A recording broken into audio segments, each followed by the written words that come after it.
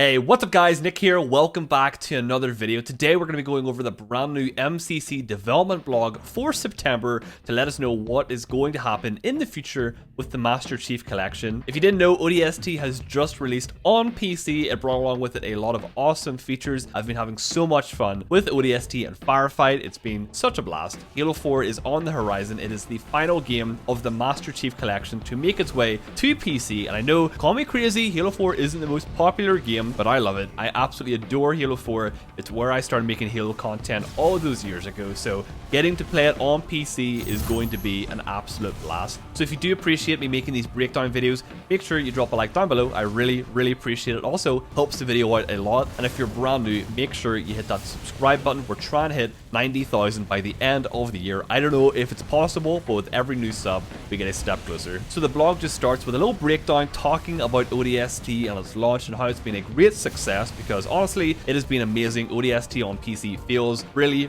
good. If you haven't checked it out, make sure you do. But there is a lot of really juicy information in this blog that I am very excited about, so let's dive into it. So they start off with a bit of a design discussion, talking about all the feedback and stuff that they've got from players playing the MCC and what we want going into the future. Something that they have heard loud and clear is vehicle skins coming to Halo 3, because obviously there are now skins in Halo 3 on your weapons. They all look really beautiful, but vehicle skins would be the next step. I think a chopper skin with like a shark design or a warthog or a mongoose, something like that would be absolutely badass. This is something that I really want. So they're always monitoring feedback and looking at new ways that they can add customization to the player. So vehicle skins and stuff, that is something they are definitely looking at for the future. They say here, but we are unsure of the technical feasibility of bringing that work into the MCC, like the redacted armor pieces. So I don't know what redacted armor pieces mean exactly, so if any of you have any idea, make sure you drop a comment down below. But they're always looking at adding as much as they possibly can, even stuff that we would never expect. So then they go on to talk about the Acrophobia Skull. If you have no idea what this is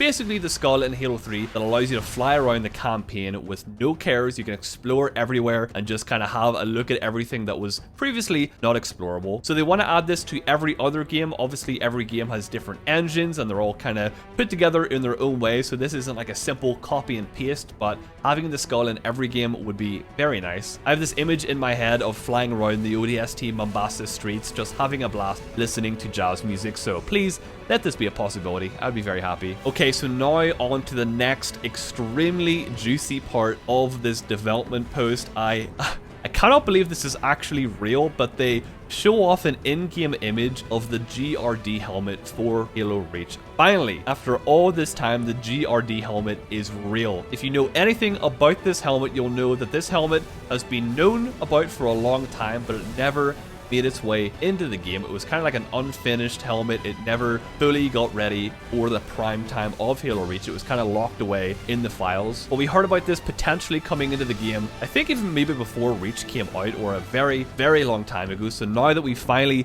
see it in game, the GRD helmet is making its way in. If you've ever seen one of those plushy Easter egg toys in any of the Halo Reach maps, that is using the GRD helmet. So now we can run about with it for ourselves. I think it looks amazing. It kind of looks like a space pirate. I don't know how else to describe it, but if there was like space pirates in Halo, I feel like they would wear this helmet. But it's awesome. I cannot wait to rock this for myself. But not only are they bringing the GRD helmet, they also have a new chest piece called the EXO, which looks really sick as well. So we get a new helmet and a new chest piece for Reach, and I'm sure they're going to do more customization stuff on top of that for Reach. So Reach is getting new content, actual new content, which is just the coolest thing ever. And of course all this stuff is coming in Season 4 whenever Halo 4 does release on the MCC, so really it's not that far away. So they then go on to ask the question, I think just saying that GRD is going to be a reality will make some people super excited, but it sounds like y'all are taking the customization even further, building on some of the recent Halo 2 anniversary work with what was done with this last update. Can you provide some more details there? So Max answers, that's true. Like I mentioned with the new prosthetic arm pieces, players can take that unique piece and mix it up with some of the other outfits that already exist. Basically, we'll be bringing MCC to parity with legacy Halo Reach customization and then pushing it a bit further. One of our goals is to bring parity to areas that we were not on par with legacy, and then expanding or improving on that. So customization for Halo Reach is getting a bit of a buff here. It's going to become super overpowered in this next update. I am so ready for this. I am more than ready. They also continue talking about customization, and a bit here that gets me very excited, and something that I personally love is showing off my Spartan. So Max says, I think the more interesting customization pieces we are going to look at in the future are ways we can give you more places in our lobbies and menus for to showcase your character pre-match and post-match. But basically what he's saying is if you join your friend's lobby, you can click somewhere and see your Spartan, or maybe both your Spartans,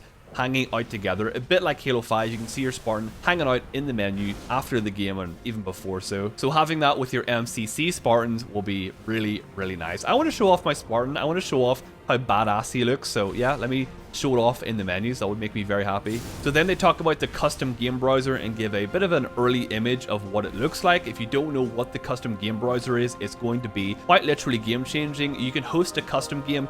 People are going to be able to search it up and join your lobby without, having to have friends or have anyone online. Random people can find your lobby and join you and have fun together. So if I ever want to play a fun custom but I don't have anyone online at that moment in time, I can just host it just like Halo 5 and random people will join and we'll all have a great time. And I'm so ready for this. This is going to be absolutely huge for the game. So after that, they talk about input-based matchmaking and crossplay. They say that both these features are kind of codependent. So crossplay and input-based matchmaking are going to come into the game at the same time, and both are slated to come with the next update along with Halo 4. So finally, crossplay is coming, and for all of you out there who are excited about input-based matchmaking, it is also very, very close. These two updates are so important for the health of the game moving forward, so the sooner we get them, the better. The reason why I'm excited about crossplay so much is because I stream over on Twitch, if you didn't know. Yes, this is a shameless plug, okay? I'm not ashamed. But I stream over on my Twitch about 5 days a week, but a lot of my viewers still play on Xbox. Obviously, I play on PC, so it means that I'm not able to play with my console viewers, which really sucks. So crossplay is going to mean that I'm going to be able to play with all of my Xbox viewers, and we're all going to be brought back together finally after a very long wait. It's going to be so nice getting back together with all of my Xbox people. But it appears that you're going to have to set your preferred input device, so it's going to be mouse and keyboard or gamepad. So if you prefer being on controller, gamepad is for you. And then in the settings, you can enable or disable input-based matchmaking. So say you don't care who you match, you can just disable it. But if you're on mouse and keyboard and you only want to match people on mouse and keyboard, then you enable it, and then you won't have to worry about matching people using a controller. After that, they talk about the regional server selection, where you're basically going to be able to choose what servers you connect to and what servers you do not want to connect to. So if you live in Europe like myself and you only want to get European servers, you can make that your priority so that you only connect to them, so you always have the best connection. Obviously, search times might become a little bit longer depending on where you live and what servers you choose, but having that option is very nice. But they say that this is going to be in the Halo 4 flight as well as the full release, as long as it is ready. Hopefully they get it completed in time, because it is going to be very nice. There's a lot of really nice updates coming in this next update with Halo 4. They also touch on the Fileshare system that is going to be coming to the MCC. It is not quite there yet. It is not going to be ready for the Halo 4 flights or the update, but they are currently working on it. They are making good progress on it. I cannot wait for the Fileshare. Being able to put maps and all that stuff in is going to be awesome. So hopefully that is ready soon enough. After that, they talk about the text chat and what changes are coming to that in the future. In a previous video,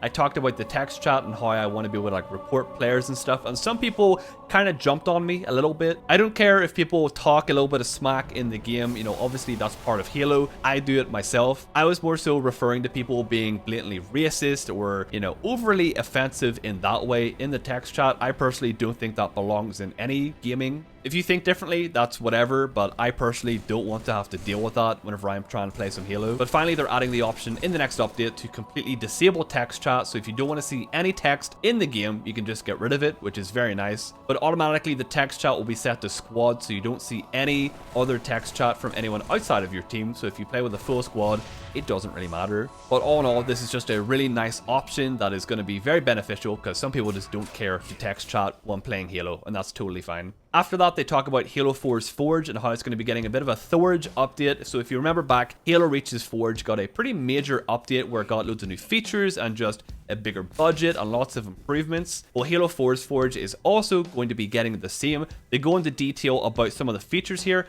I'm going to be very blunt. I know nothing about Forge. So if you want to read more about the Halo 4 Forge update that is coming, link to this will be in the description down below, because there's a lot of really great forgers out there and I cannot wait to see what creations they make. But just lots of new quality of life improvements and lots of new features and all that good stuff is coming to Halo 4, which is just lovely. So after this, they talk about Halo 4's flighting in a bit more detail and tell us what we can expect from it and when we can hopefully expect it to happen. So Halo 4 is currently in flighting for rings 1 and 2 for the Halo Insiders. So this is kind of the super internal group of testers. So they are currently playing it right now, which I'm very jealous of. But hopefully whenever all the testing with them is done, it'll move to ring 3, and that's where the Halo Insiders come into play. So if you're not a Halo Insider, make sure you sign up, because that's the only way that you'll get an invite to the flights to, you know, help 343 test the game. Link to become a Halo Insider will be in the description as well. Make sure you do that. But they are currently targeting sometime in October, hopefully not late October. I'm hoping maybe first half or, you know, halfway through.